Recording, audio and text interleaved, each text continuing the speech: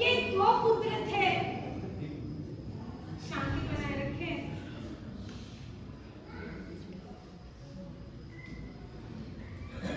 वरना आप भी अंतराय के पात्र बनेंगे।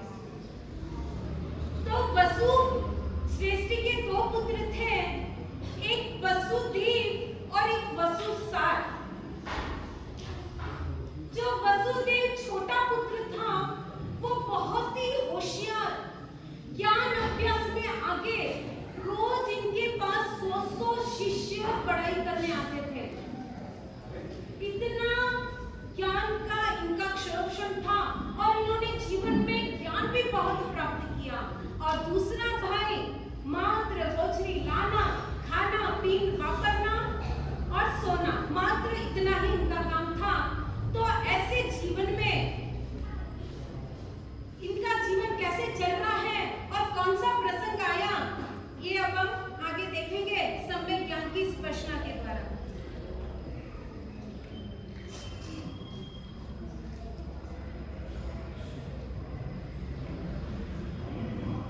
अरे मैं तो बहुत ही थक चुका हूँ। सुबह से शाम तक, शाम से सुबह तक बस पूरे दिन सबको पढ़ाना लिखाना, बस यही काम करते रहता हूँ। कोई ना कोई पढ़ने के लिए आता है, तो कोई पढ़ाने के लिए आता है, तो कोई शंका निवारण के लिए आता है, तो कोई आगम अभ्यास के लिए आता है। कोई ना कोई आते ही रहता है। पूरा दिन बस पढ़ाओ पढ़ाओ पढ़ाओ। किसी को मेरे ऊपर थोड़ी भी दया नहीं आती, मेरी तबीयत का भी ध्यान नहीं रखते। मुझे बस अब आराम करना है। बहुत हो गया पढ़ाई पढ़ाई, बहुत हो गया पढ़ाई पढ़ाई। ऐसा लगता है कि मैंने ज्ञान प्राप्त कर बहुत बड़ी गलती की है, बहुत बड़ी गलती की है। क्या हुआ भाई महाराज? क्या सोच रहे हो? क्या चिंतन कर रहे हो? मुझे भी तो बताओ। अरे भाई महाराज, मुझे कुछ नहीं हुआ। आप बस बैठे रहो और आराम करो और सो जाओ, और आपको कुछ तकलीफ नहीं दूंगा।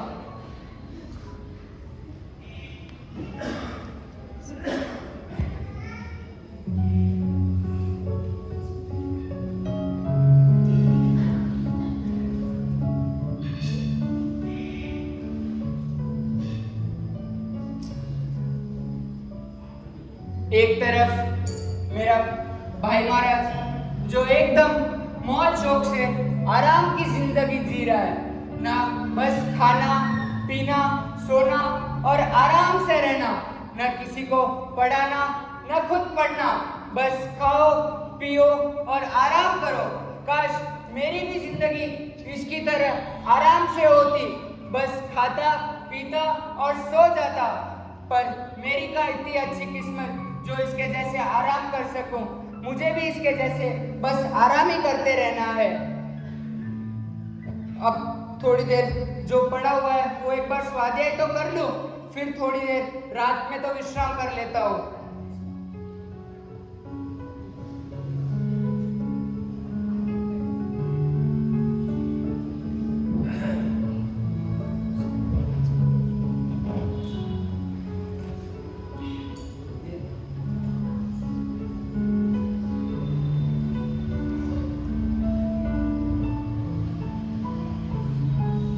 चलो अब थोड़ी देर सो ही जाता हूँ, रात में भी वरना यही आते रहेगा।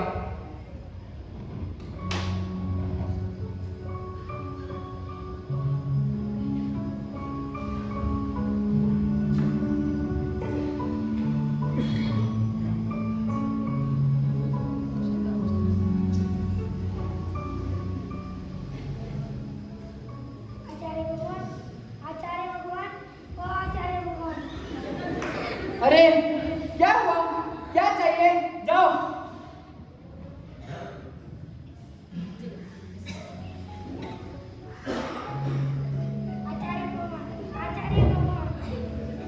क्या चाहिए तुम्हें, क्यों आते हो, कभी भी आ जाते हो, सुबह शाम रात, न कुछ देखते हो, न काल देखते हो, न अकाल देखते हो, कभी भी पढ़ने आ जाते हो। मैं नहीं पढ़ाऊंगा, जाओ।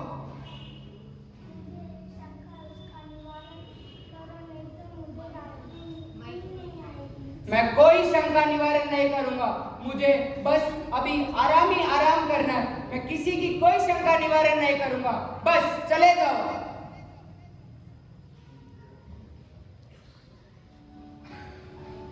उन्होंने तो मुझे जीना हराम करके रखा है। बस पूरे दिन पढ़ाओ पढ़ाओ पढ़ाओ पढ़ाओ यही रह गया है। अब मेरे से ये नहीं हो रहा है, कुछ तो कुछ करना ही पड़ेगा। क्या हुआ भाई महाराज, क्या हुआ? अरे भाई महाराज, मुझे कुछ नहीं हुआ। आप क्यों चिंता कर रहे हो? आप बस खाओ पियो। काश मैं भी सोचता हूँ मेरी भी जिंदगी आपकी तरह मौज शौक से होती। मैं भी भगवान से यही प्रार्थना करता हूँ कि मेरी भी जिंदगी आपके जैसे आराम से हो।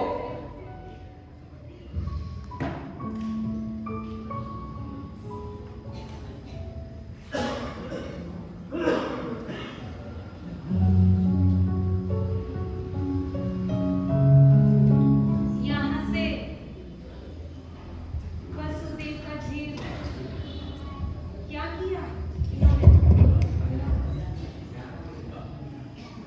इतना ज्ञान होने के पश्चात भी साधु है तो क्या हुआ? वितरागी नहीं बने कि उनको क्रोध नहीं आया? वितराग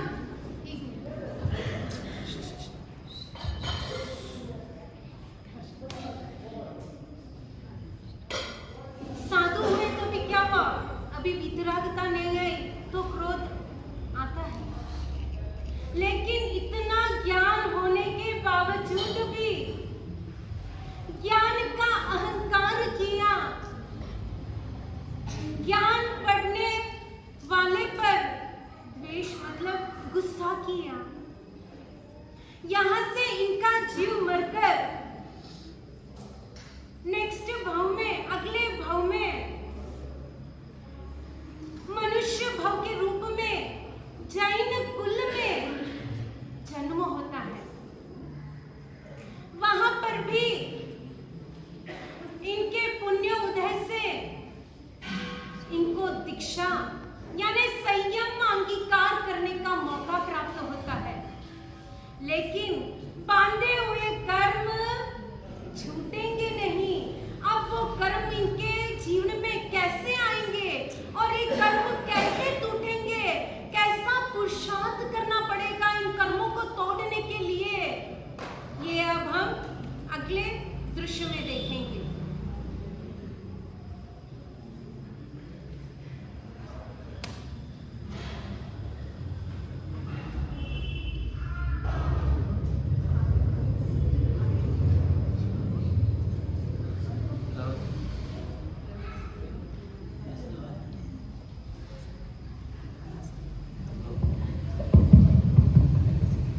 आचार्य भगवान विराजमान है।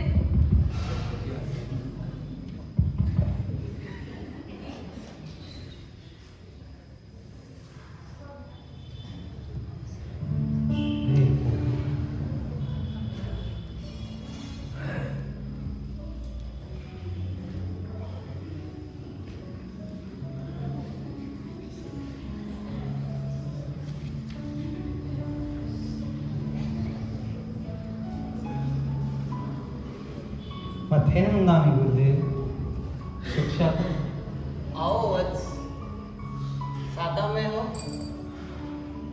आपकी कृपा गुरुदेव। क्या हुआ वत्स? मुझे तुम बहुत चिंतित लग रहे हो। कुछ बात है तो बताओ वत्स। गुरुदेव, हे आचार्य भगवान, मुझे एक चिंता हो रही है गुरुदेव। क्या है वत्स? बताओ मुझे। गुरुदेव, पहले यानी जब से मैंने दीक्षा ली थी तब एक ही दिन में 100 गाथा कंठस्थ कर लेता था। मुझे याद हो जाता था और समझ में भी आ जाता। लेकिन गुरुदेव, जैसे जैसे दिन बीतते गए मेरी गाथा कम हो गई गुरुदेव।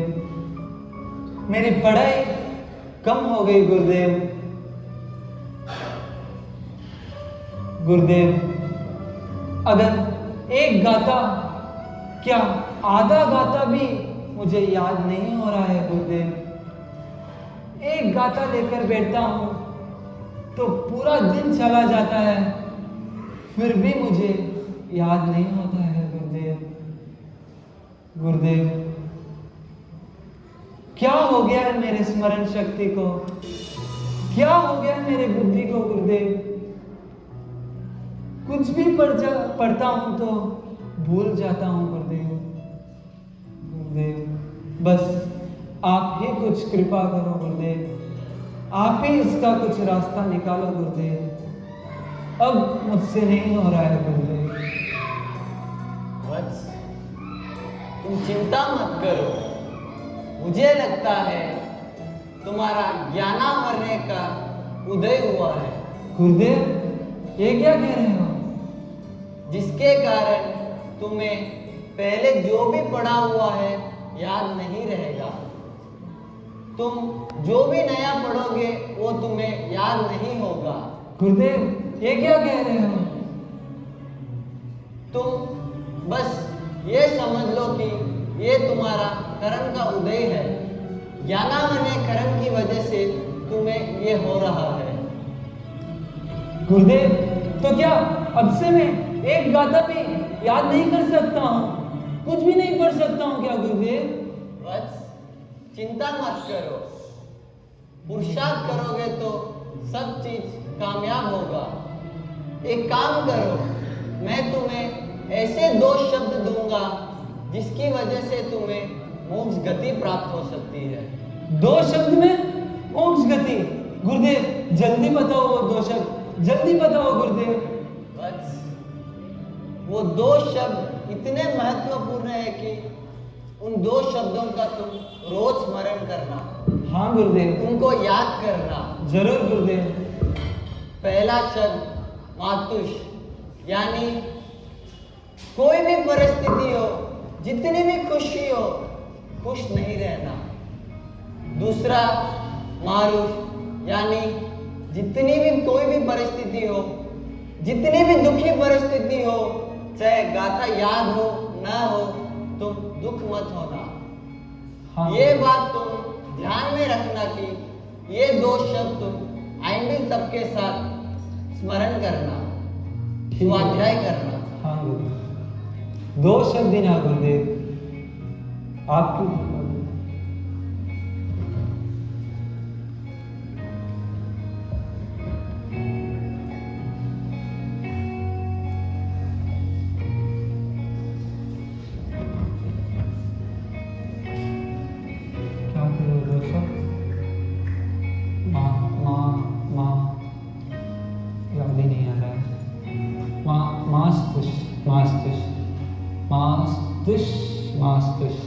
याद हो गया।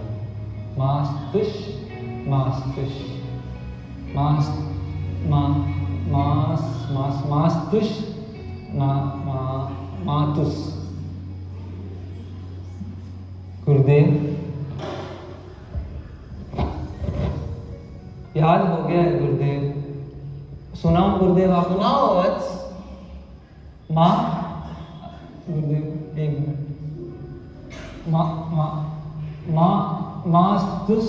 कोई बात नहीं गुरुदेव, पूरे 2 वर्ष बीत गए गुरुदेव, फिर भी मुझे 2 शब्द भी याद नहीं हो रहा है गुरुदेव। वत्स, तुम चिंता मत करो। तुम बस तुम्हारा स्वाध्याय करो। शब्द याद हो ना हो उसकी चिंता मत करो। बस तुम तुम्हारा स्मरण करते रहो। ठीक है गुरुदेव, आपकी कृपा से जरूर मुझे याद हो जाए गुरुदेव।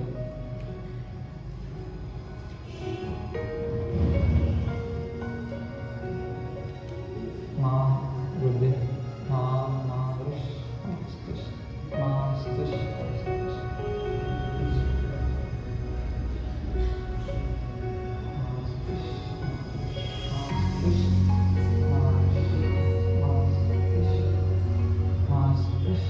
मास्तुष मारुष मास्तुष मास्तुष मातुष अरे यार मातुष मातुष मारुष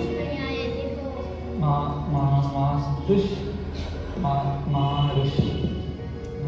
थोड़ी देर बैठ के स्वाध्याय कर लेता हूँ। मारुष मास्तुष मारुष मारुष मास्तुष मास्तुष।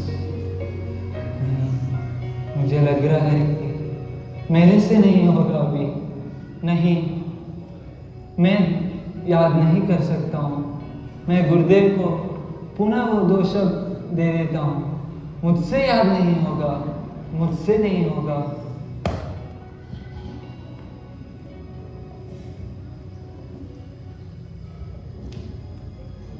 आओ वत्स। गुरुदेव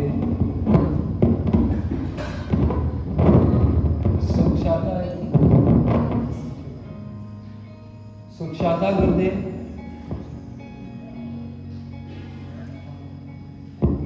वत्स, क्या हुआ?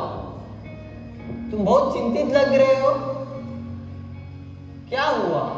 गुरुदेव नहीं गुरुदेव, पूरे 10 वर्ष बीत चुके हैं गुरुदेव। अब मुझसे 2 शब्द भी याद नहीं हो रहा है गुरुदेव। मुझे लग रहा है कि अब मुझसे नहीं होगा गुरुदेव। अब मैं इसे छोड़ दूं गुरुदेव। नहीं गुरुदेव, मेरे से नहीं होगा। वत्स, तुम चिंता मत करो। ज्ञान के प्रति कभी अहोभाग मत करना। तुम बस ये सोचो कि जितना तुम स्वाध्याय करोगे तुम्हारा ज्ञानावने कर्म का उदय होता होगा।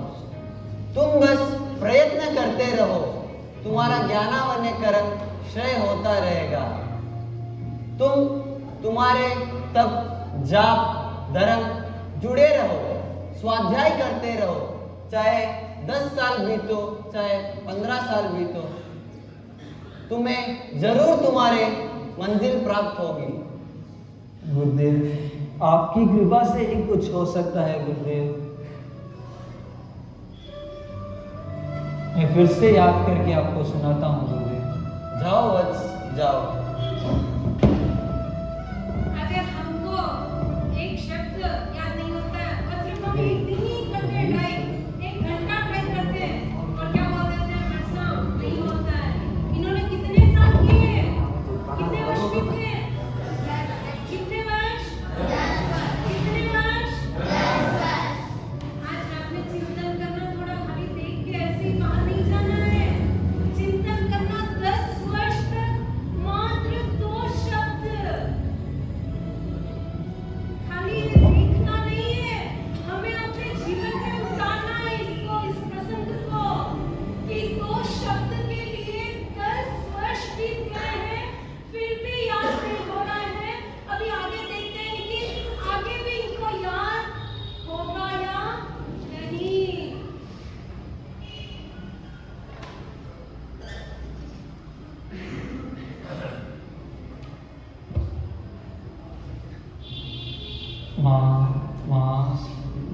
मास्तुष मास्तुष। नहीं, मुझसे नहीं होगा। नहीं, गुरुदेव ने मुझे मात्र 2 शब्द दिए थे, लेकिन 1 साल नहीं, 2 साल नहीं, 5 साल नहीं, पूरे 12 वर्ष बीत गए हैं। अभी तक भी मुझे याद नहीं हो रहा है। अब मैं इसे छोड़ दूं? नहीं, मुझसे नहीं होगा। मैं हार मान लेता हूं। नहीं, अब मुझसे नहीं होगा।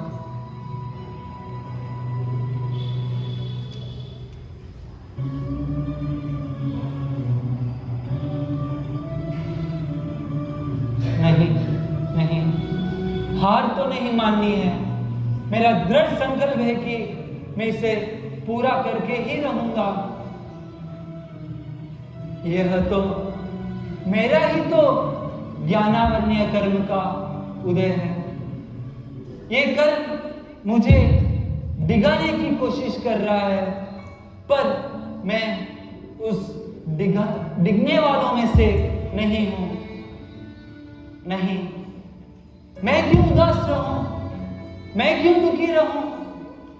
ये सब तो मैंने ही तो बांधा है, मेरे ही तो ज्ञानावन्य कर्म उदय में आ रहा है, मुझे ही तो भुगतना पड़ेगा।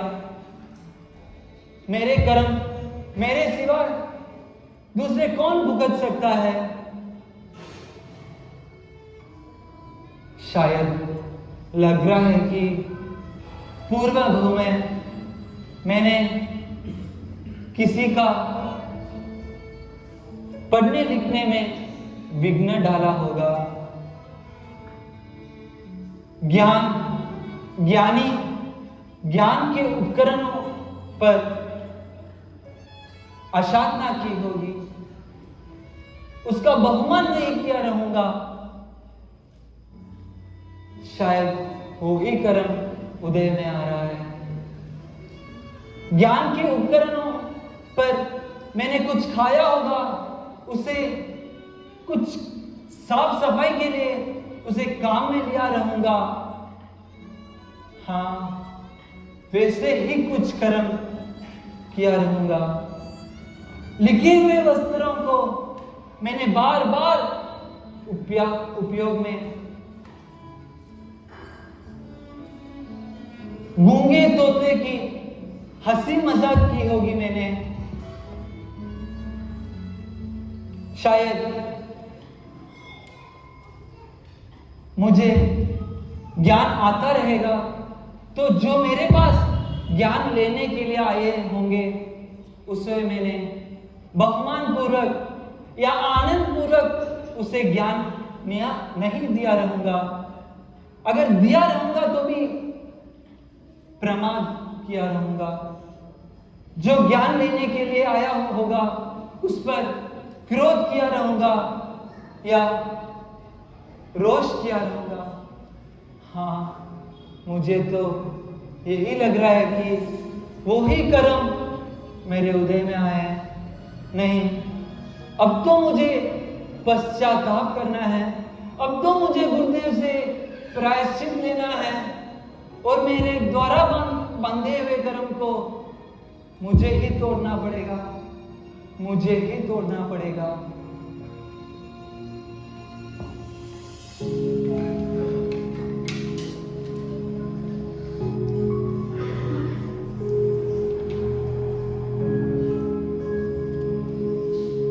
धिक्कार है मेरी आत्मा को, धिक्कार है मेरी आत्मा को, धिक्कार है मुझे मेरे आचार विचारों को। अब मुझे पूर्व में की हुई पापों का आलोचना करना है, मुझे प्रायश्चित करना है।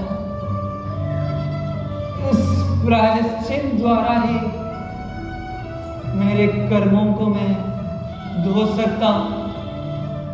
इस प्रायश्चित द्वारा ही मेरे कर्मों को मैं नाश कर सकता हूं।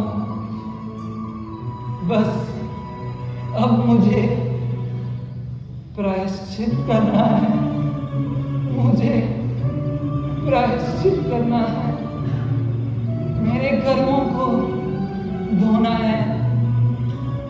प्रायश्चित करूंगा तो ही मेरे कर्म साफ हो सकता है, तो ही मुझे परम पद मिलेगा। अब मुझे प्रायश्चित प्रायश्चित प्रायश्चित, अब मुझे शुद्ध बनना है, मुझे पवित्र बनना है। हे प्रभु, हे प्रभु, मेरा सुनो प्रभु, मुझे शुद्ध बना दो प्रभु, मुझे निर्मल बना दो प्रभु। प्रभु मैं आपके जैसे पवित्र बन जाऊं प्रभु, पवित्र बन जाऊं प्रभु।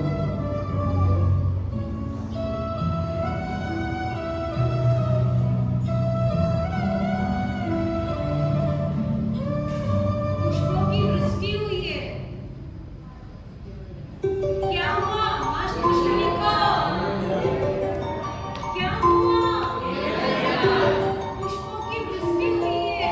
मस्त मुनि को ऐसे चिंतन करते करते, ऐसे भावों में दृढ़ बनते बनते, भावों में उतरते उतरते केवल ध्यान की प्राप्ति हो गई है। बोलिए श्री मस्त मुनि की।